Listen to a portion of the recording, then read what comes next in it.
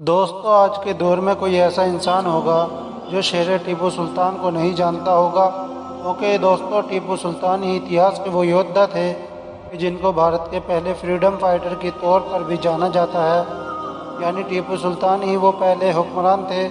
کہ جو بھارت کی آزادی کے لیے انگریزوں سے لڑتے ہوئے شہید ہو گئے تھے۔ اس کے علاوہ دوستو ٹیپو سلطان کو پہلا راکٹ مین بھی کہا جاتا ہے، کیونکہ دوستو بھارت میں لڑی جانے والی جنگ میں ٹیپو سلطان نے ہی ٹیکنالوجی کا استعمال کیا تھا۔ ٹیپو سلطان جب تک زندہ رہے تھے انگریزوں کا مقابلہ کرتے رہے تھے۔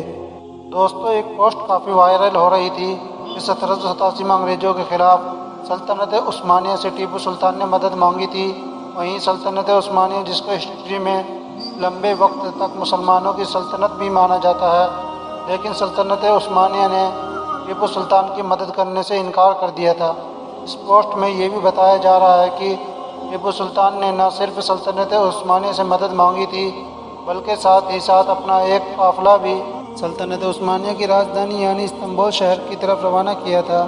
اور سلطنت عثمانیہ کے سلطان کے سامنے شرط رکھی تھی، آپ انگریزوں کے خلاف میری مدد کریں گے تو میں ٹیپو سلطان آپ سے وعدہ کرتا ہوں حجاز مقدس میں خرچ ہونے والے پیسوں میں سے آدھا پیسہ میں آپ کو دیا کروں گا۔ آپ حجاز مقدس کو نہیں جانتے تو میں آپ کو بتاتا چلوں،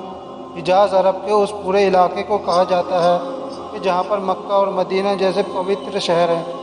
اور یہ اس دور میں سلطنت عثمانیہ کی سلطنت میں آیا کرتا تھا، اور ان پیسوں کی سبھی ذمہ داری سلطنت عثمانیہ کی ہی مانی جاتی تھی۔ لیکن اس کے باوجود بھی سلطنت عثمانیہ جیسی بڑی امیر سلطنت نے ٹیپو سلطان کی مدد کرنے سے انکار کر دیا تھا۔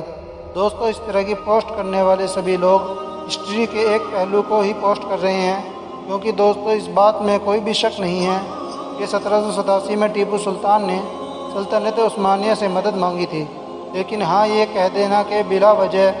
کہ سلطنت عثمانیہ نے ٹیپو سلطان کی مدد کرنے سے انکار کر دیا تھا، یہ ہسٹری کے ساتھ ناانصافی ہوگی۔ کیونکہ دوستو آپ اتہاس کے پنوں کو پلٹنے کی کوشش کریں گے تو آپ کو یہ معلوم چلے گا کہ جس دور میں ٹیپو سلطان نے سلطنت عثمانیہ سے مدد کی گہر لگائی تھی، یہ وہ دور تھا جب سلطنت عثمانیہ خود بھی حد سے زیادہ کمزور ہو گئی تھی، بلکہ بہت سارے یورپین کے ساتھ جنگ لڑ رہی تھی، ایسی جنگ جس پر وہ ہار کے کگار پر کھڑی تھی۔ اور اسی دور میں جہاں ٹیپو سلطان نے سلطنت عثمانیہ سے مدد مانگی تھی، وہیں دوسری طرف سلطنت عثمانیہ نے چھوٹی چھوٹی مسلم سلطنتوں سے خط لکھ کر مالی مدد مانگی تھی۔ ساتھ ہی ساتھ دوستو ہم سب اس بات کو خوب جانتے ہیں کہ سلطنت عثمانیہ کے آخری 100-150 سال بہت مشکلوں سے گزرے تھے۔